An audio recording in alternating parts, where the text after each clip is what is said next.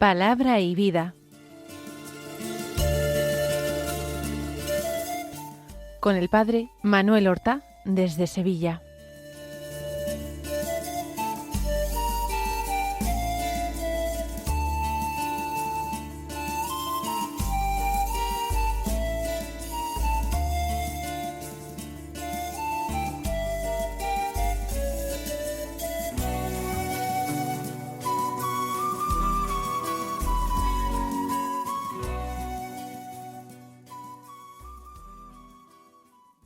En el nombre del Padre, y del Hijo, y del Espíritu Santo.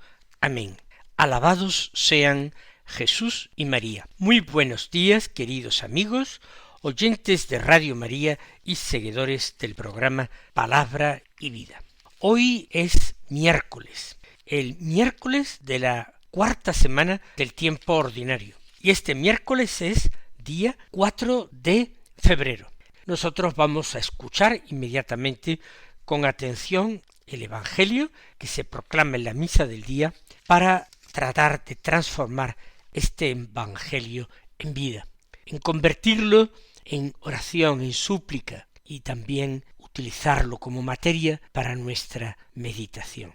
Ya sabemos que es según San Marcos y hoy comenzamos el capítulo 6, del que leemos los versículos 1 al 6, que dicen así: En aquel tiempo Jesús se dirigió a su ciudad y lo seguían sus discípulos.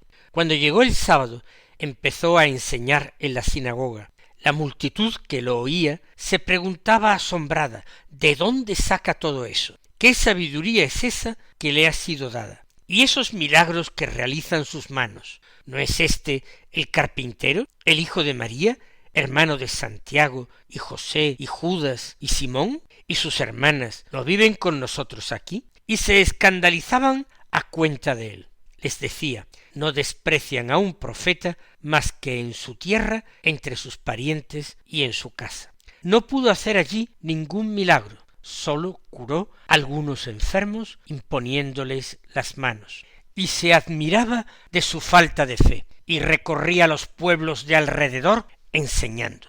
El texto que acabamos de escuchar es muy sobrio.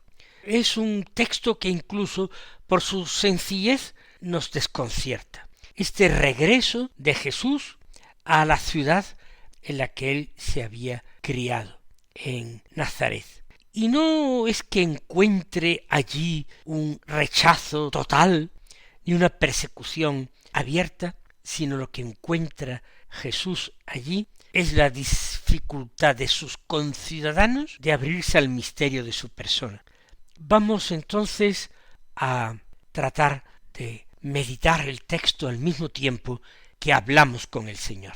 Señor Jesús, vuelves a tu pueblo no como un extraño, sino como quien pertenece a él, quien es bien conocido por todos los que han sido sus vecinos durante tantos años. Tú creciste allí en Nazaret, desde el regreso de Egipto, una vez que murió Herodes. José se enteró de que reinaba en Judea Arquelao, uno de los hijos de Herodes, que era tan cruel y violento como su padre, y prefirió retirarse a Galilea, a ese pueblo donde María había recibido la noticia extraordinaria de parte del ángel Gabriel, el lugar donde seguramente ellos habían contraído matrimonio, donde él se había establecido con aquel taller artesano.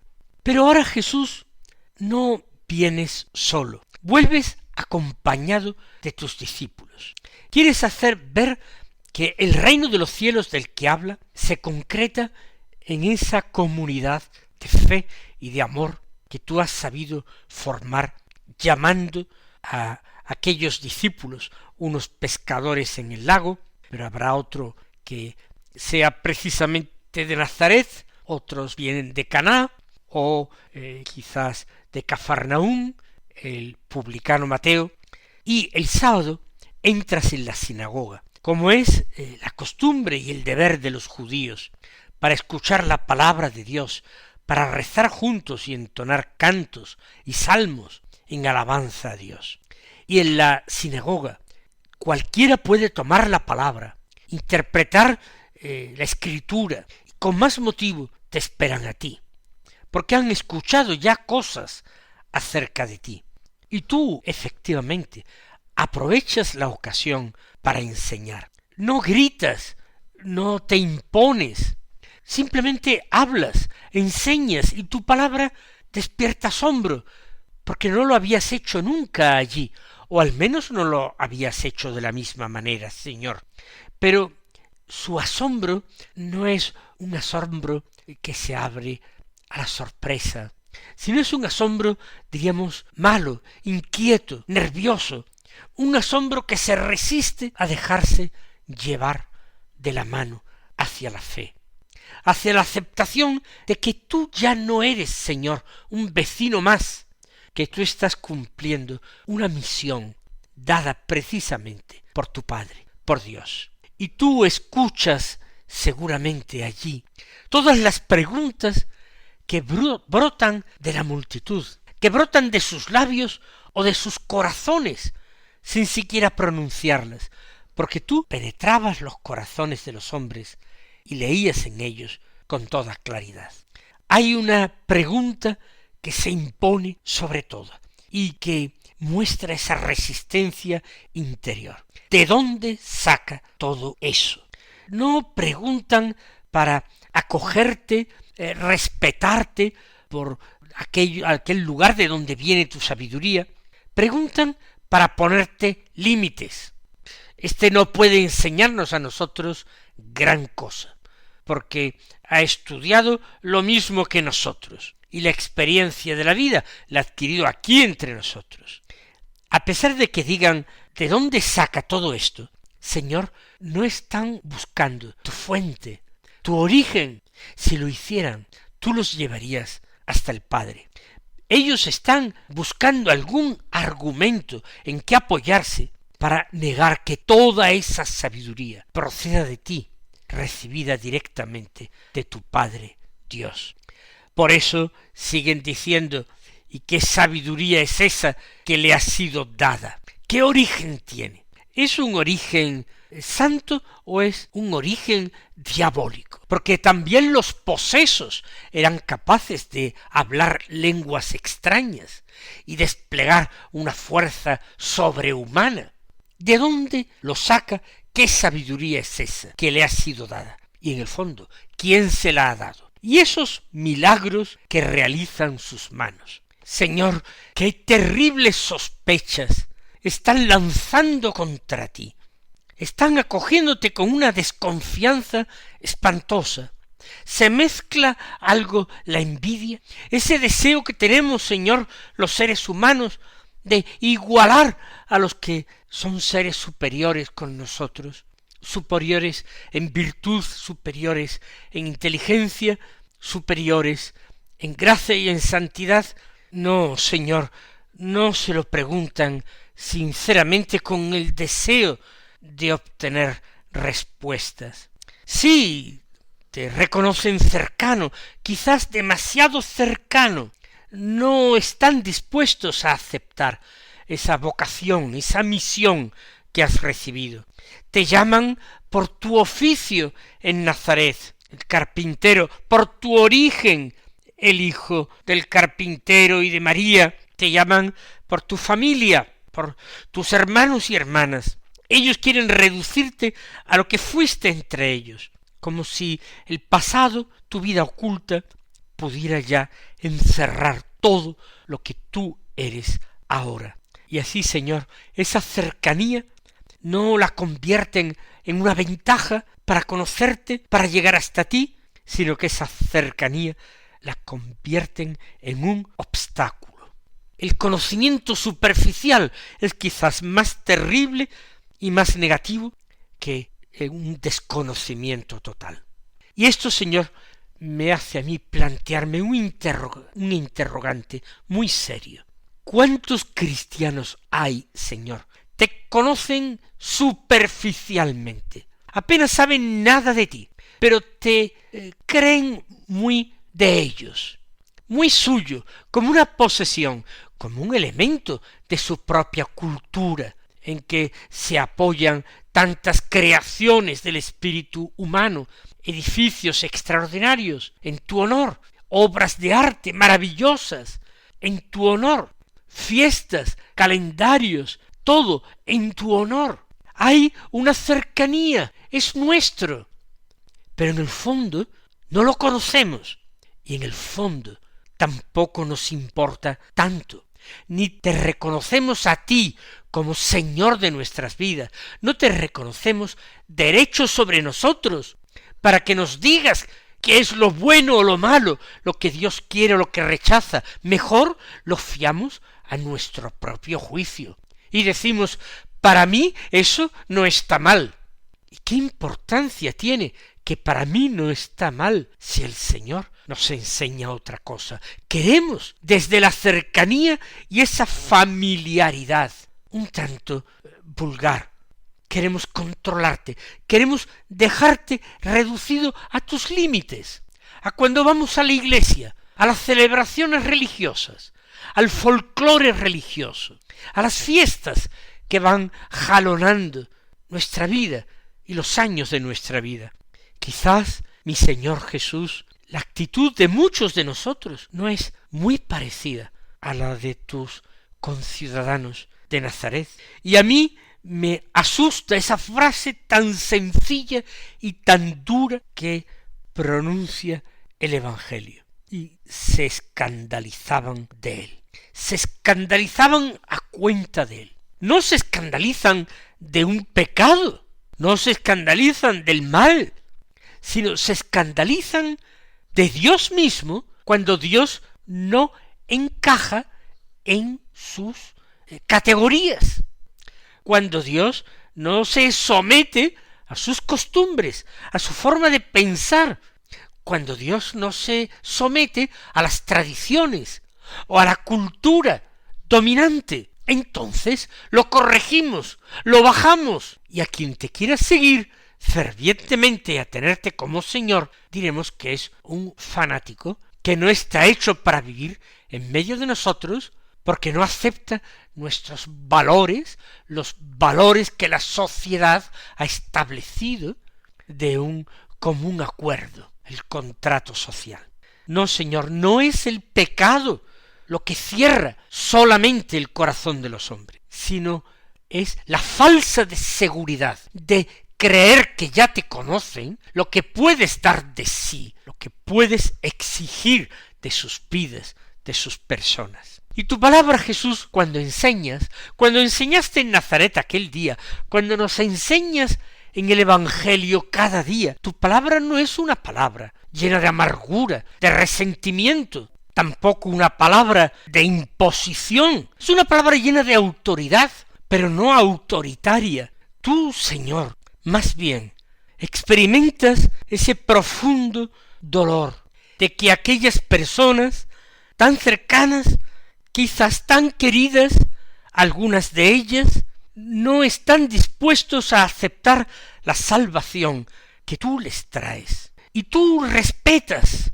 aquello, no te pones a discutir, a argumentar, no te pones a hacer milagros para convencerles, no tienes que justificar nada, simplemente sufres en silencio y comentas que no desprecian a un profeta más que en su tierra, entre sus parientes y en su casa. Y es tremendo, Señor, ese detalle, esa forma de decirlo que tiene San Marcos, tu evangelista. No pudo hacer allí ningún milagro, escribe, solo curó a algunos enfermos, imponiéndoles las manos.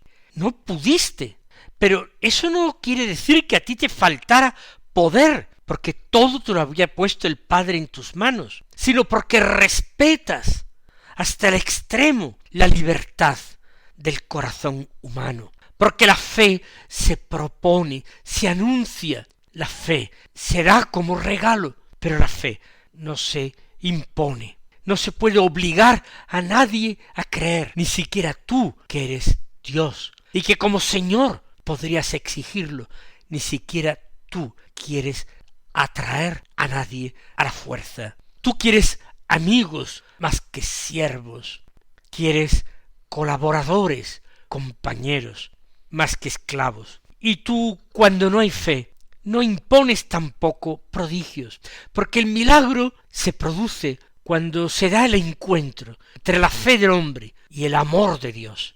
El poder de Dios, pero el poder de Dios, lo sabemos bien, Señor, es el amor. Cuando se produce ese encuentro en tu inmenso amor, tu perfecto y total poder, con la acogida del hombre, en la fe, en la esperanza y también en el amor, entonces todo es posible.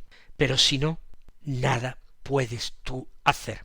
Y sin embargo, curaste a algunos, imagino que en sus casas, de una forma privada, porque los visitaste compasivamente, y en ellos, en los enfermos, es posible que tú vieras, sí, reflejada esa esperanza que no tenían los demás, que creían que no te necesitaban. ¿De qué manera, Señor, la pobreza, la enfermedad, son cosas que no son deseables por sí mismas, son males por sí mismas, y sin embargo hacen nuestro espíritu más pobre y más abierto a acogerte y a recibirte como Salvador? Donde no hay apertura, tú, Señor, no violas ese santuario de la libertad humana. Y a pesar de todo, Señor, le impusiste las manos a algunos enfermos.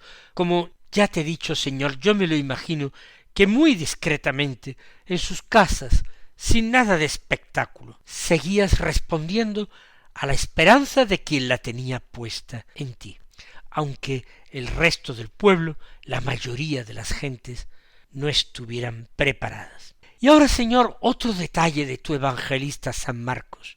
Él ha destacado esa admiración de las gentes cuando escuchaban tu enseñanza.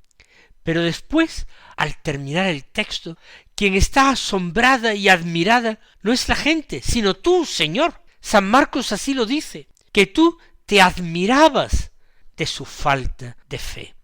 Qué dolor, Señor, qué tristeza para mí leer esto. Yo también, Señor, a veces siento pena, porque me gustaría que todos te conocieran como yo te conozco.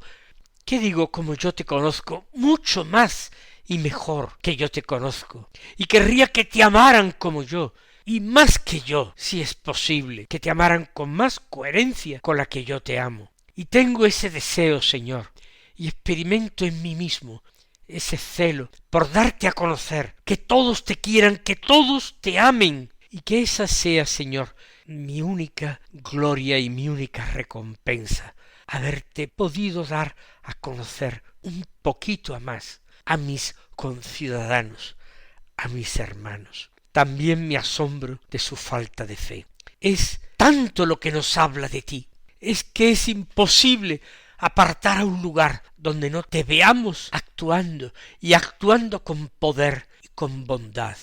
La providencia de Dios tu Padre, que todo lo dispone para nuestro bien. La infinita ternura, la infinita delicadeza con la que tú, Señor, nos tratas y nos das cada día no una, sino muchas nuevas oportunidades, cada día para convertirnos. Nos llamas y nos sorprendes en medio de la vida ordinaria, y muchos te ignoran y dicen qué buena suerte he tenido, o qué bien me siento ahora, y pasan de largo, sin darte las gracias, sin emocionarte, porque tú te ocupes de ellos. Tú tan grande, Señor, nosotros tan pequeños.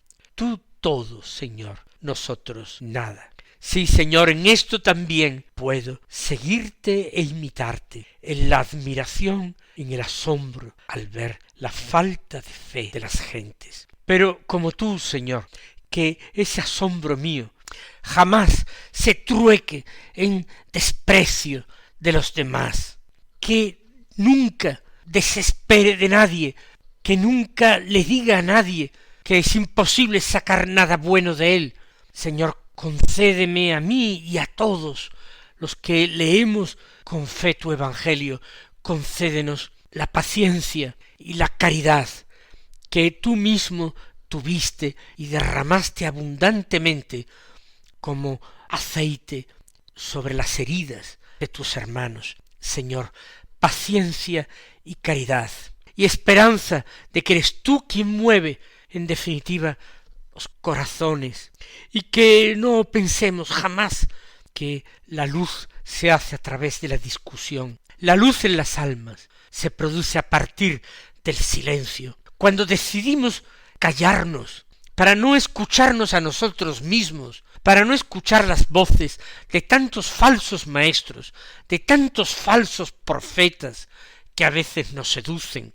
No, Señor, guardar silencio para que seas tú quien hable a nuestro corazón con palabras interiores y palabras que nos hagan compadecer a la multitud desde una compasión entrañable y misericordiosa. Jamás, Señor, tratar con desprecio a mi prójimo por su ignorancia acerca de ti o por su obstinación en el pecado.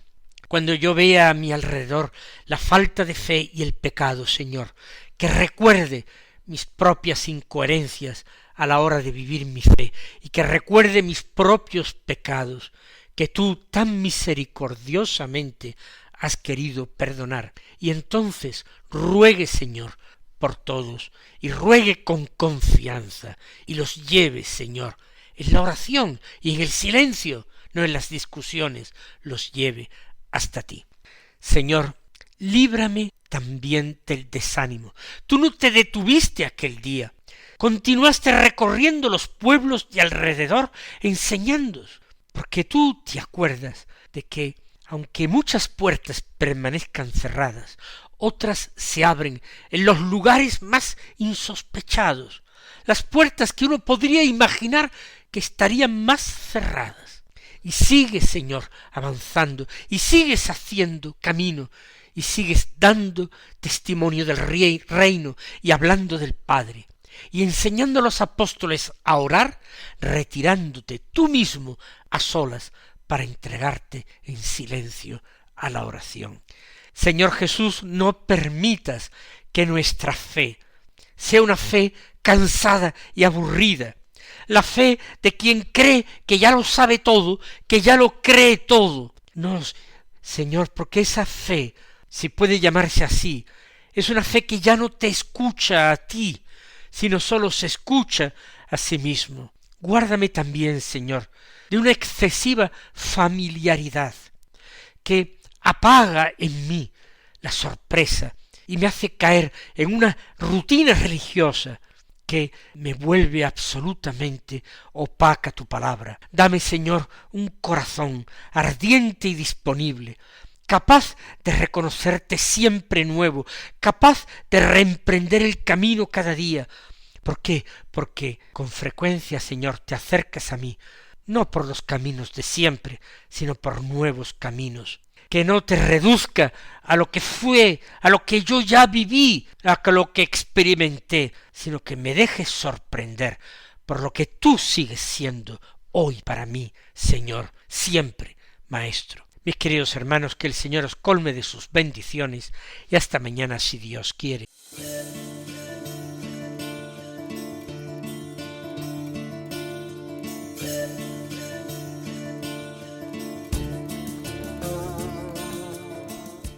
Han escuchado en Radio María Palabra y Vida,